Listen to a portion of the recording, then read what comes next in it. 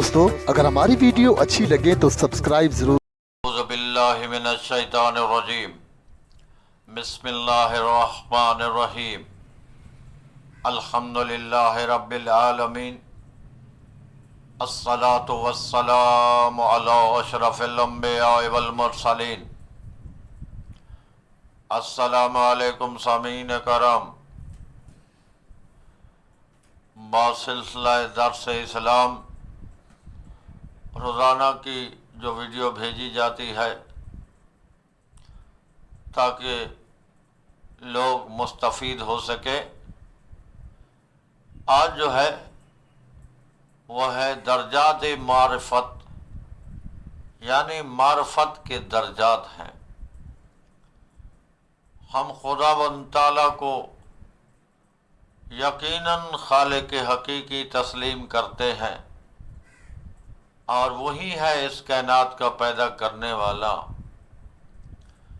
اب صاحب ایمان جو ہیں اسلام لے آنے کے بعد تو پھر معرفت کے درجات ہیں، اس میں ریاضت ہے، عبادت ہے، معرفت ہے۔ یہ چیزیں جو ہیں ضروری ہیں، کس طرح ہم معرفت کے مقام کو حاصل کر سکتے ہیں۔ حالانکہ اس کے بارے میں بہت قرآن مجید میں بڑی تاکید ہے، احادیث میں موجود ہے، اور وہ مشہور جملہ، مشہور بات، مشہور قول جو حدیث قدسی سے بھی کہا گیا ہے، لیا گیا ہے جناب امیر المومنین کا، کہ انہوں نے معرفت کے بارے میں سمندر کو کوزے میں بند کر دیا ہے۔ وہ ہے کیا؟ من عرف نفسہ فعرف ربہ، جس نے اپنی ذات پر غور کیا اس نے اپنے رب حقیقی کو پہچان لیا۔ یعنی بنیادی بات کیا ہے؟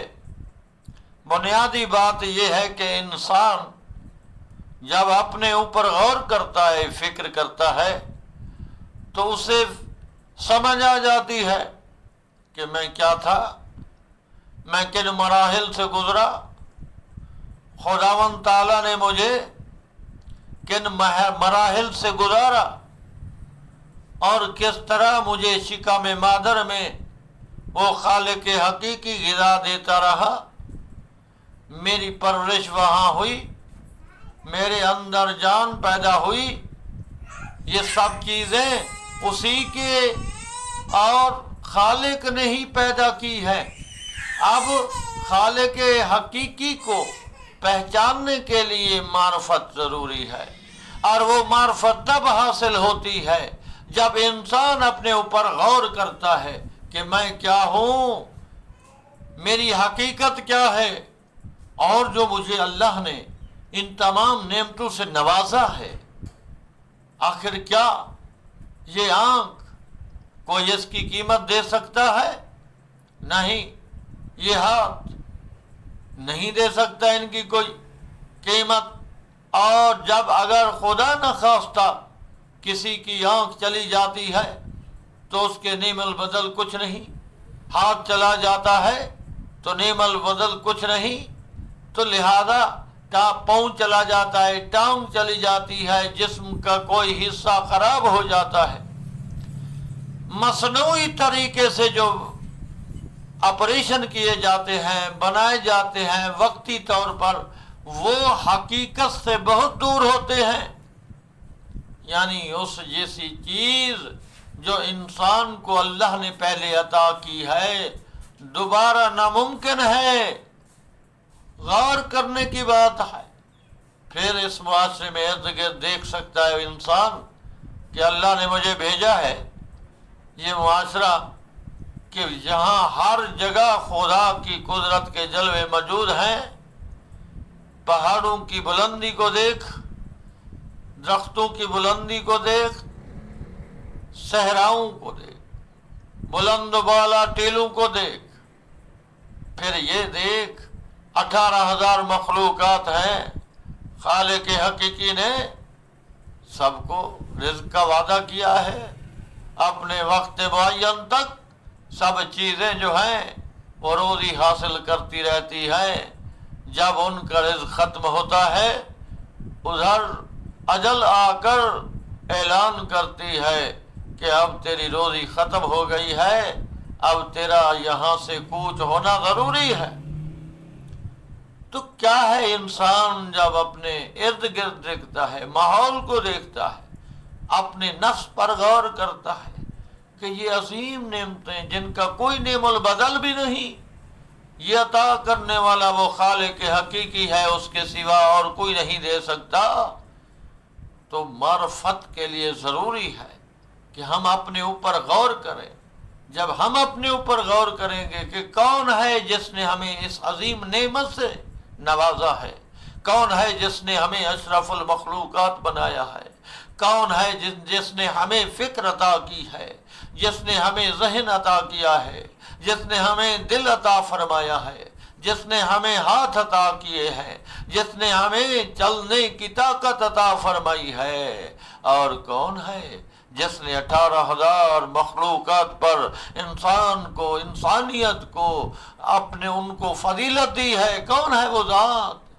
وہ ذات خدا ہے جس کو ہم اپنی ظاہری آنکھ سے نہیں دیکھ سکتے، لیکن جب غور کرتے ہیں تو یقیناً اس کی قدرت کے جلوے جو ہیں ہر جگہ موجود ہیں۔ اس لیے معرفت کے مختلف درجات ہیں جو ایمان کے درجات کے ساتھ بدلتے رہتے ہیں۔ خواجہ نصیر الدین طوسی علیہ رحمہ ارشاد فرماتے ہیں کہ مراتب معرفت خدا مثل مراتب آتش ہے۔ پہلا درجہ معرفت آتش کا یہ ہے کہ ہم کسی سے سنیں کہ آگ ایک ایسی چیز ہے کہ جس کو اس میں ڈال دیا جائے جلا دیتی ہے۔ یہ درجہ معرفت الہی کا وہ ہے کہ ہم کسی سے سن کر اس کی ذات پر ایمان لاتے ہیں، یہ ایمان لانا تقلید ہوا۔ دوسرا درجہ معرفت آتش کا یہ ہے کہ ہم دھواں اٹھتا ہوا دیکھ کر یہ یقین کر لیتے ہیں کہ یہاں آگ ہے۔ یہ درجہ معرفت الہی کا وہ ہے جو اثرات کو دیکھ کر دلائل سے اس کی معرفت حاصل کرتے ہیں۔ تیسرا درجہ معرفت آتش کا یہ ہے کہ خود آگ کے قریب تر ہو جائے جس سے اس کی حرارت سے متاثر ہونے لگے۔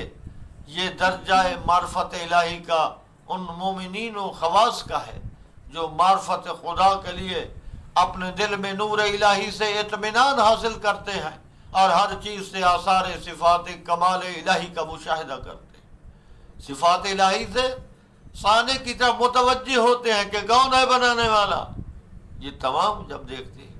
چوتھا درجہ معرفت آتش کا یہ ہے کہ آگ کے اندر خود ہی داخل ہو جاتے۔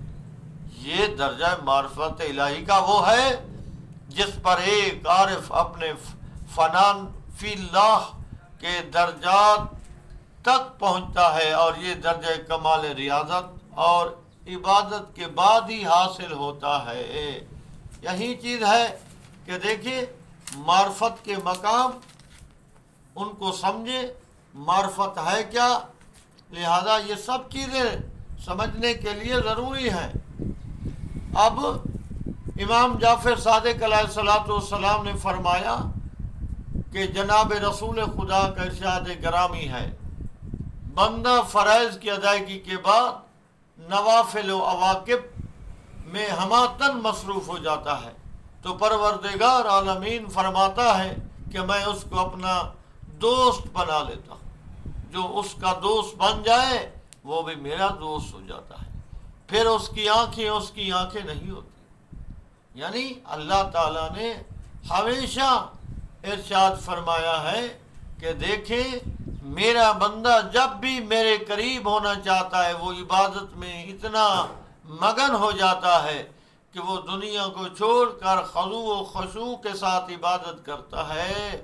خالق فرماتا ہے تو پھر میں حکم دیتا ہوں یقیناً یہ میرا بندہ جو ہے اب میرے اپنی معرفت کے ساتھ میرے قریب ہو رہا ہے۔ معرفت کے مراتب ہو سکتا ہے کہ حدیث قدسی میں اس کا یہ مطلب ہو کہ جب عارف اس مرتبے کو پہنچے تو میں اس کی آنکھ بن جاتا ہوں، یعنی جہاں نظر پڑتی ہے میری صفت کی خوبی دیکھتا ہے، میرے خلاف مرضی نگاہ نہیں کرتا، میں اس کی ہر طرح کی مدد کرتا ہوں۔ اس لیے اللہ تعالیٰ حدیث قدسی میں ارشاد فرماتا ہے، جب میرا بندہ ایک مرتبہ مجھے بلاتا ہے، یا رب یا رب یا رب، تو میں 10 مرتبہ اپنے بندے کو جواب دیتا ہوں، جی میرا بندہ، اگر وہ میرے قریب ہونا چاہتا ہے تو میں 10 گنا اس سے زیادہ قریب ہو جاتا ہوں، کیونکہ ہے میں آپ کی شہ رگ سے زیادہ قریب ہوں۔ وہ کریم اتنا مہربان ہے۔ ایک مرتبہ ہم اپنے آپ کو تیار کر لیں، اس سے بہتر اور عمدہ ایک مطلب اور بھی بتاتا ہوں کہ خدا سے گمراہ لوگ سمجھ کر اپنے فاسد خیالات کو اگر ترک کر دیں، اللہ تعالیٰ نے انسانیت میں بہت سی قوتیں اور خواہشات پیدا کی ہیں اور حکم دیا ہے کہ ہمارے موافق ان کا استعمال کرو، اور وعدہ فرمایا وما انفقتم من شیء فہو یخلفہ، یعنی جو کچھ تم راہ خدا میں خرچ کرتے ہو اس کے عوض میں آپ کو بہت کچھ دوں گا، یا ایسی نعمت عطا کرے گا جو پہلے سے مشابہ نہ ہوگی۔ چنانچہ اگر کوئی شخص مال جیسی بے اعتبار شے کو جو آگ لگ جانے سے یا چوری ہو جانے سے تھوڑی دیر میں جاتی رہتی ہے، راہ خدا میں خرچ، اس کے عوض بہشت میں لازوال نعمت عنایت فرماتا ہے، جو دنیاوی مال سے کس قدر زیادہ ہوگی۔ ایسی عارضی طور پر دنیاوی عزت عطا کر کے اس کی رضا حاصل کرنا، بالکل ہر صورت ضروری ہے کہ ہم اس کی رضا حاصل کریں۔ جس طرح یجاہدون فی سبیل اللہ ولا یخافون لومۃ لائم، راہ خدا میں خرچ کرتے ہیں اور تانا زنوں کے تانوں سے ڈرتے نہیں ہیں۔ یہ ایسے لوگ ہیں جو تانا دینے والوں کے تانوں کا خیال نہیں کرتے، بلکہ جیسے ان کے پاس مال ہوتا ہے وہ خرچ کرتے رہتے ہیں۔ جو حاسدین ہوتے ہیں وہ ہمیشہ جلتے رہتے ہیں، یعنی راہ خدا میں صرف کر۔ جو شخص دنیا داروں کی عارضی اعتبار کی پرواہ نہ کرے اور راہ خدا میں بہادرانہ رضا الہی کے موافق عمل کرے، اللہ تعالیٰ اس کے عوض بہشت میں عزت عطا فرمائے گا، اور جو اس سے بڑھ کر یعنی اسے مقام حاصل ہوگا تو اس کا ہم اندازہ بھی نہیں کر سکتے۔ لہذا اللہ تعالیٰ نے ہمیں موقع دیا ہے کہ ہم اس کی قدرت کو سمجھیں، اور اسی طرح جناب امیر المومنین علیہ السلام نے ارشاد فرمایا ہے، آپ کے اصحاب اپنی طاقتوں کو اطاعت و عبادت میں صرف کرتے تھے۔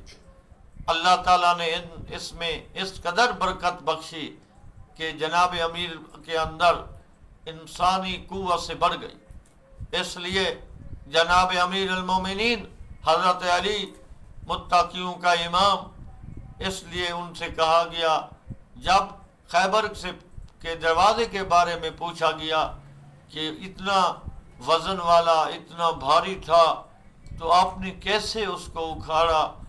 جواب میں آپ نے فرمایا کہ میں نے اپنی جسمانی قوت سے نہیں اکھاڑا بلکہ قوت ربانی سے، یعنی اللہ نے جو قوت اور عطا فرمائی ہے اس قوت ربانی سے۔ قوت ربانی اس وقت آتی ہے جب بندہ اس کی رضا کے مطابق زندگی کا ہر لمحہ گزار دیتا ہے، اور ہمیں چاہیے ہم بھی ان ائمہ تحرین کی اور امیر المومنین کی پیروی کریں جو ان کے فرامین ہیں، جو ان کا عمل ہے۔ یہ ایسی قوت ہے اگر چاہے تو ہاتھ ہلائے بغیر آسمان و زمین کو ٹکرا دے۔ یہ طاقت موت سے معدوم نہیں ہوتی، موت کے بعد بھی ویسی برقرار رہتی ہے، کیونکہ مشیت الہی کے بغیر ان کا کوئی ارادہ نہیں ہوتا۔ یہ اپنے ارادے کو چھوڑ کر مشیت الہی کے تابع ہو جاتے ہیں، اس لیے اللہ تعالیٰ اپنا ارادہ ان کے قلب میں ڈال دیتا ہے اور تمام کام اس کے تدبیر سے ہوتے ہیں۔ مشہور حدیث ہے کہ مومن کا قلب اللہ تعالیٰ کی 2 انگلیوں میں ہے، یعنی اس کی قدرت میں ہے، جدھر چاہتا ہے۔ 2 انگلیوں سے مراد یہی ہے کہ اس کی قدرت میں ہے، جس طرح سورۃ دہر کی ایک آیت ہے وَمَا تَشَاءُونَ إِلَّا أَن يَشَاءَ اللَّهُ، جو اہل بیت علیہ السلام کی شان میں نازل ہوئی۔ کہا گا اس کا مطلب یعنی ارادہ نہیں ہوتا جب تک مشیت الہی نہ ہو، وہ کوئی کام اس طرح نہیں کرتے جب تک خدا کا ارادہ نہ ہو۔ اسی طرح خوف خدا سے زیادہ رونے اور عبادت میں زیادہ جاگنے سے آنکھوں کے نور جانے کی پرواہ نہیں کرتے اور دوست کے ارادے کے تابع ہوتے ہیں۔ اس لیے اللہ تعالیٰ ایک خاص نور ان حضرات کو عطا فرماتا ہے جو کبھی زائل نہیں ہوتا اور غیب سے جو چیزیں اسے دکھائی دیتی ہیں، یعنی ایک مومن کا مقام ہے۔ جس طرح حدیث میں ہے اتقوا من فراست المومن فإنه ينظر بنور اللہ، تم مومن کی فراست سے بچو۔ جو مومن ہوتا ہے اللہ تو اسے ایسا نور عطا کرتا ہے کہ وہ چیزیں دیکھ سکتا ہے جو عام لوگ نہیں دیکھ سکتے۔ اس کی نگاہ بہت گہری ہوتی ہے، اسے اللہ تعالیٰ تمام اپنی نعمتوں سے نوازتا ہے، اور خصوصاً وہ چیزیں جو عام آدمی نہیں دیکھ سکتے، وہ مومن جو ہے وہ اپنی فراست سے، حکمت و دانائی سے جو اللہ نے عطا کی ہے انہیں دیکھ سکتا ہے۔ اللہ سے التجا ہے اے خالق لم یزل، ہم جیسے خطا کاروں کو معاف فرما اور ہمیں صحیح معنوں میں دین اسلام پر عمل کرنے کی توفیق عطا فرما اور انسانیت کی خدمت کرنے کی توفیق عطا فرما، آمین۔